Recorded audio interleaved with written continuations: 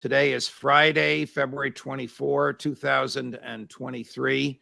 It's 3 o'clock sharp in the afternoon here on the East Coast of the United States. Scott Ritter is our guest. Scott, since last we spoke, the drama in Ukraine, of course, was the surprise visit of the President Biden intending to Bigfoot the pre-announced speech the next day by President Putin. President Putin gave the speech nevertheless. So I want to start by running a little bit of a clip from President Putin's speech, in which he basically says what you have been saying, which is that the West started the war. They started it. Gary, the Kiev regime provided artillery and aviation and other weapons to attack Donbass back in 2014. In 2015, they attempted again to directly attack Donbass. They continued shelling, terror in relation to citizens. All of this was completely against the documents that were accepted by the United Nations Security Council. I would like to repeat, they started the war, and we used the force in order to stop it. You surprised to hear President Putin say that directly? Is that for international consumption or domestic consumption? What do you think? Well, I mean, this is the Russian equivalent of the State of the Union address. So its primary audience is domestic. Of course, Putin knows that the world is watching, which is why he, at the end of it, he made his announcement regarding the Strategic Arms Reduction Treaty and the suspension. But this is for domestic consumption, and I think he's basically just cutting to the chase, telling all those people out there in Russia right now who hem and haw about, why are we in Ukraine? What are we doing? He's making it quite clear that from the Russian perspective, this war was started by Ukraine, by the West, and Russia had no choice. And Russia is now going to finish this war. They didn't start it, but they will finish it. I actually thought he was a little. I don't want to sound like the nationalists against them, but almost a little timid. I mean, he could have pointed out the eastward movement of NATO, contrary to the promises of George H.W. Bush and Jim Baker to his predecessor, Mikhail Gorbachev. He didn't go there. But since you mentioned the suspension of the START treaty, well, this is your field, Scott, weapons inspection. We'll run that clip, and then I want to ask you about this. Take a listen to the words he uses.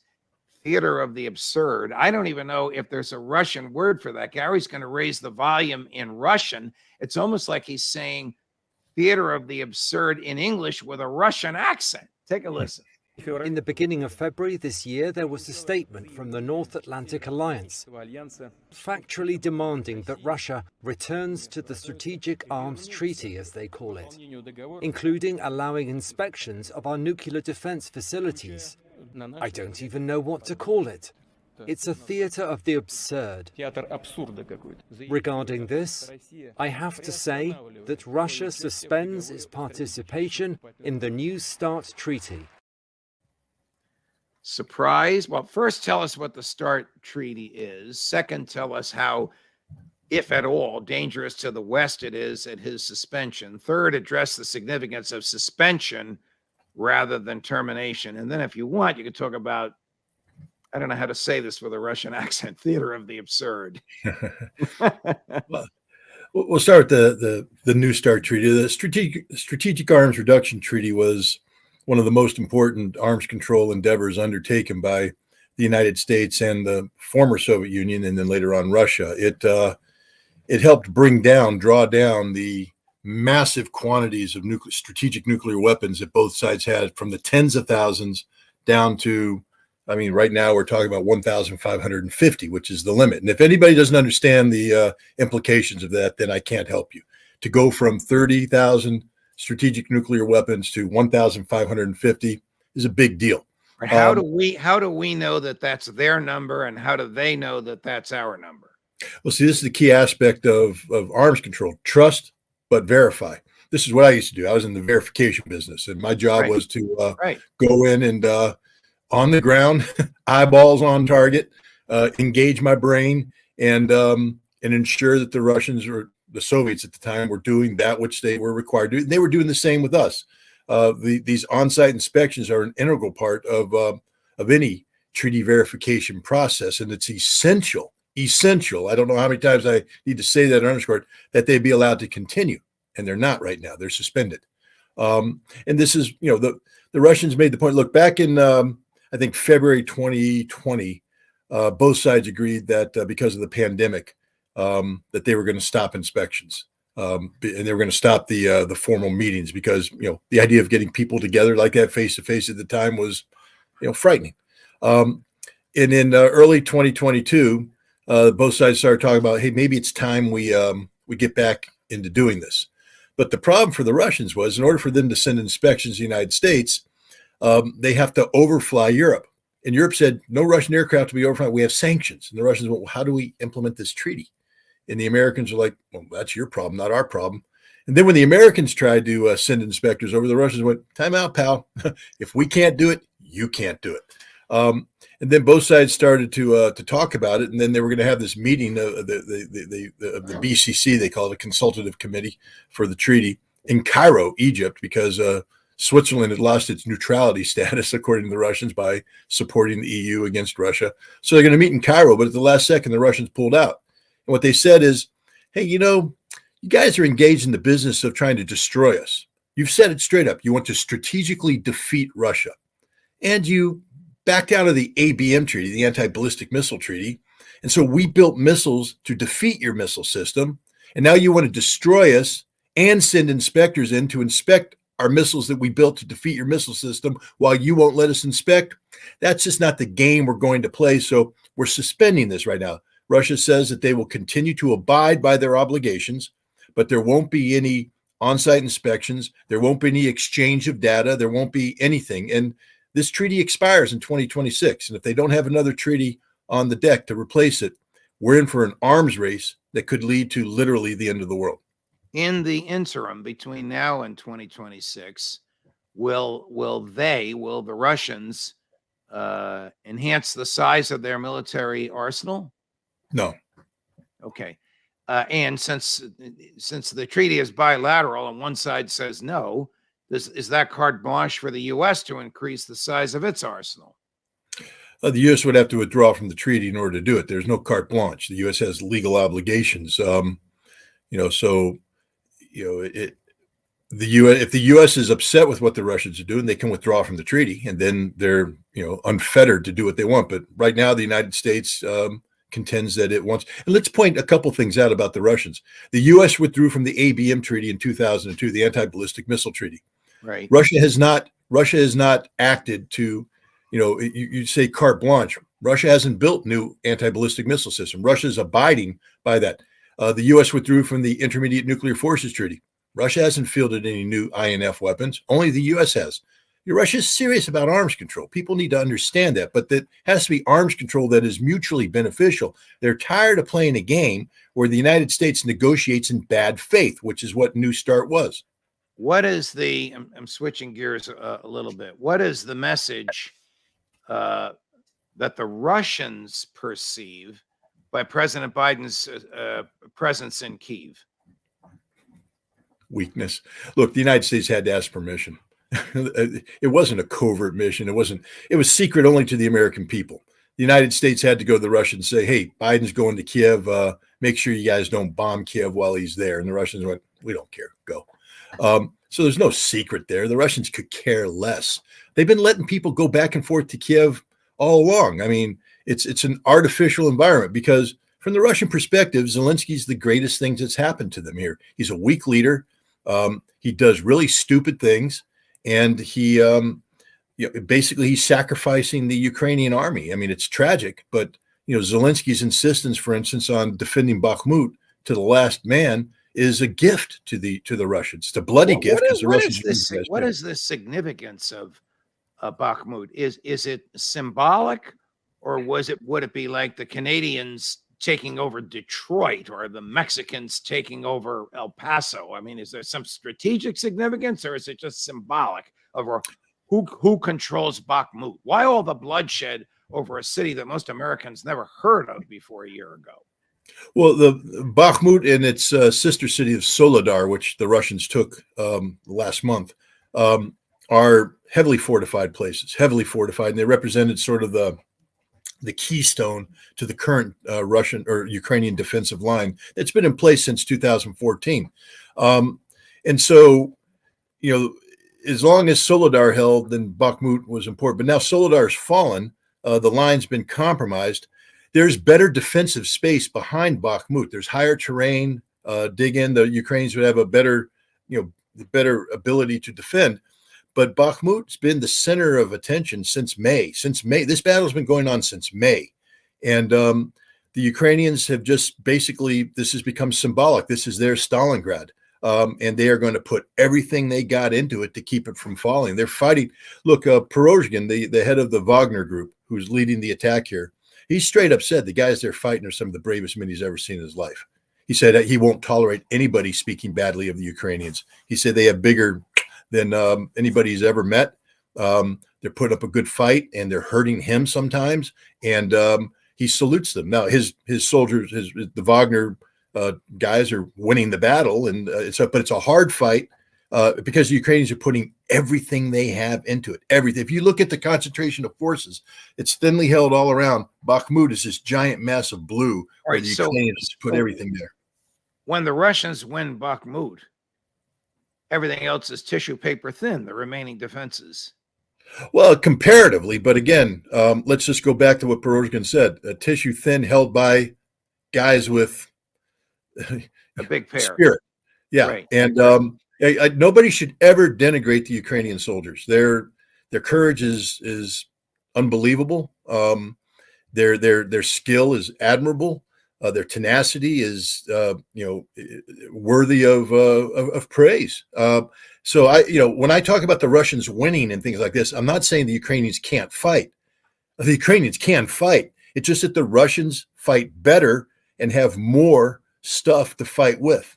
When and where is the onslaught coming of 300 to 500,000 Russian troops? I believe it's already started. I mean, the key aspect to any battle is to shape the battlefield, and the Russians are doing that right now with attacks all along the front that are designed to press the Ukrainians and have them commit their reserves.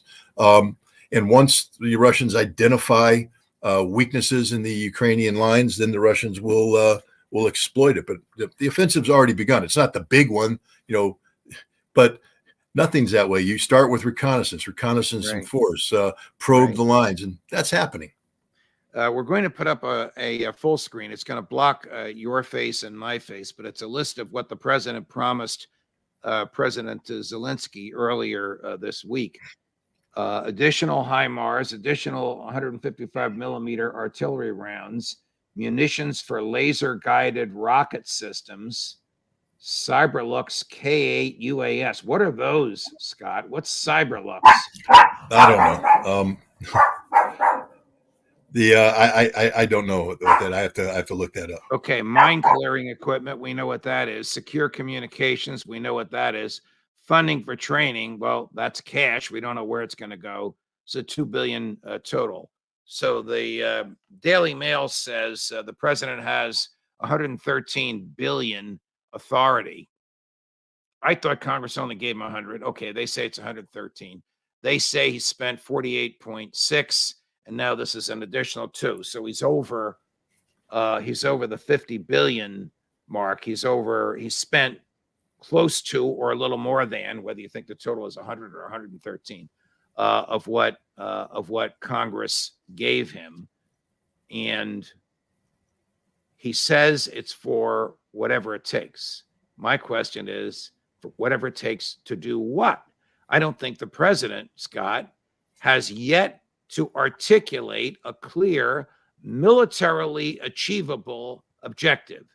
Is it to remove the Russians from eastern Ukraine and Crimea? Is it to remove Vladimir Putin from office? Whatever it is, tell us what it is. Those two alternatives, neither is military.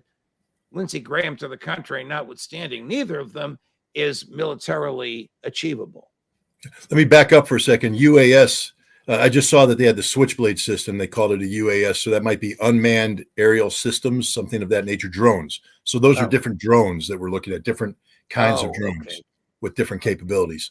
So, you know, the funny thing is the U.S. has a public stance, and the public stance is we're going to support Ukraine. I mean, Tony Blinken just came out and said there can't be a peace where Ukraine is compelled to give up territory. We won't accept that. The G7's come out and said the same thing. We've also come out and said that Crimea is part of Ukraine, and there's a military buildup there. So, you know, that's a legitimate target that Ukraine has a right to recapture its territory, etc. Even though we know that Russia views Crimea and the newly acquired territories as part of Russia, and therefore you trigger existential issues when that happens. But we're given a strong public face, and it's matched by what you saw up there. But if we went back and took that apart, there's nothing there.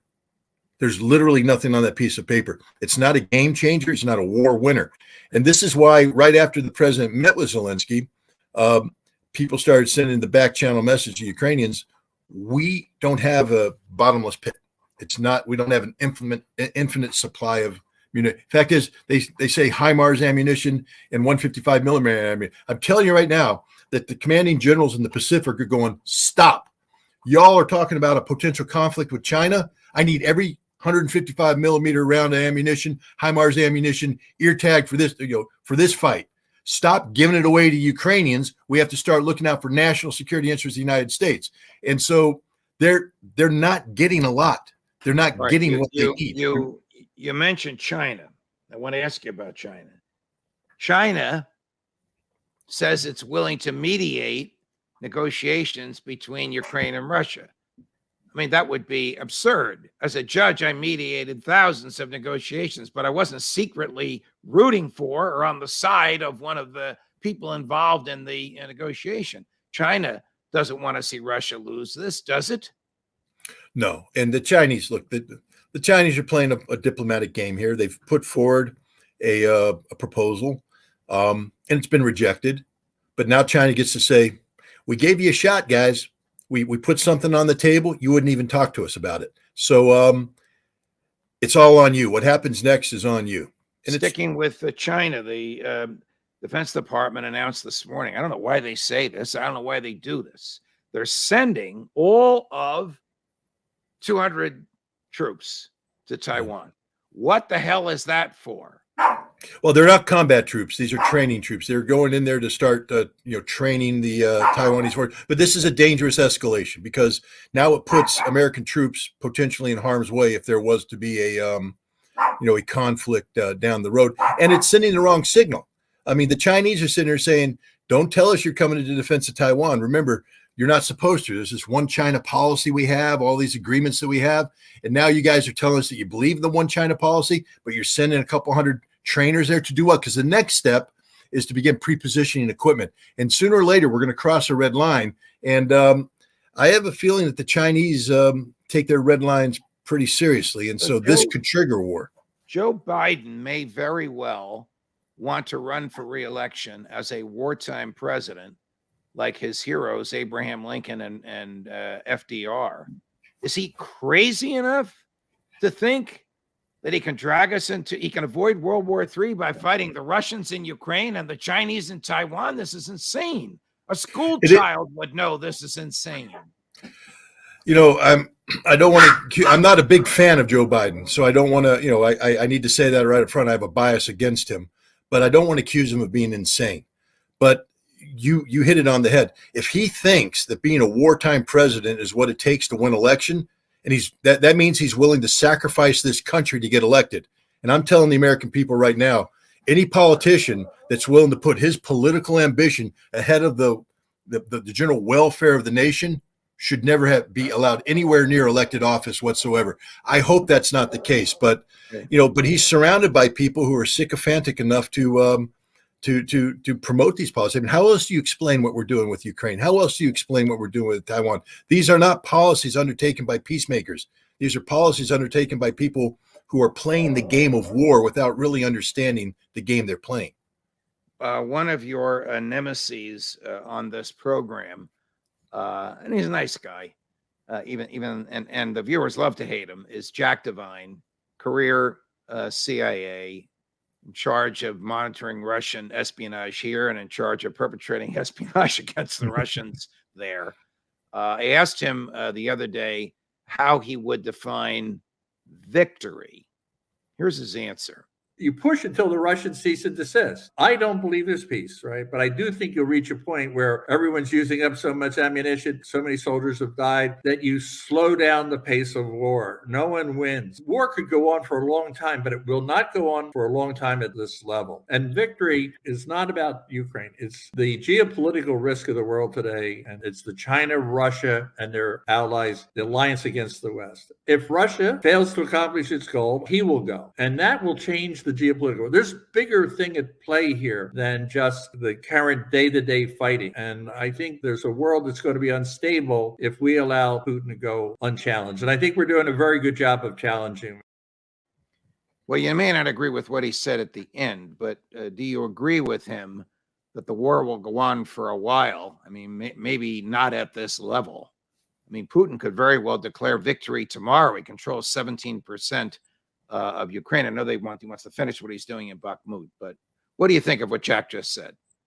I mean, war is an extension of politics by other means. And if a political decision is made in Russia that they cannot sustain this level of fighting, then Russia will do what it has to do to achieve what outcome it can. I personally believe right now that the Russians widely recognize that they can't allow Ukraine to continue to exist in its current form, that the United States will not do the right thing, that the United States would continue to use Ukraine as this festering cancerous mass that would infect Russia and weaken Russia, and that the time is now. Russia needs to win this war and win this war decisively. That's what I believe, and I believe everything the Russians are doing points to that direction. But no, success is not a guaranteed outcome. Just because Scott Ritter says, I believe the Russians are going to win in August, September, October timeframe, doesn't mean that that's going to happen. Things can happen. And if this war drags on, then, maybe Devine's on to something. But I don't think this war is going to drag on. I think Russia understands that if this war drags on, they lose. And that's not an outcome they want. Within 36 hours of President Putin's State of the Union speech, his predecessor, President Dmitry Medvedev, who today is the vice chair of the Russian equivalent of the National Security Council, made some startling claims that it might be necessary for Russia to go all the way west to the Polish border, and it might be necessary for Russian troops to cross the Polish border. Now, why would he say that? Medvedev is the bad cop to Putin's good cop. I mean, the good news is that he's not the decision maker. I think his job is to be the snarling dog behind the door that growls, barks, drools, makes noises, just to do that. But Putin's the leader. Putin says things that are rational, responsible. I do want to point out that at one point in time, Barack Obama and Michael McFaul thought that it was a good idea to promote Medvedev over Putin. Shows you their judgment. Right. Michael McFaul is the Republican guru on the House Armed Services. No, this is a former U.S. ambassador to Russia. Oh, the other McFaul. I apologize. The other, yeah. Correct. All right, Scott. Thank you very much for joining us today. A great insight as always. And you managed to keep the dog down, by the way. Well, like I said, the good thing about this mic is it's directional. So even though the dogs were barking, you didn't hear it.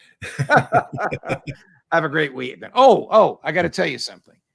And I think a lot of people are watching now, which is why I want to say it, because you are a significant part of this. Yesterday, Judging Freedom reached and exceeded the 100,000 subscriber mark on YouTube. That is in large measure thanks to you and your selfless, intellectually honest, and personally courageous analysis that we get. Colonel McGregor, of course, is responsible for this as well.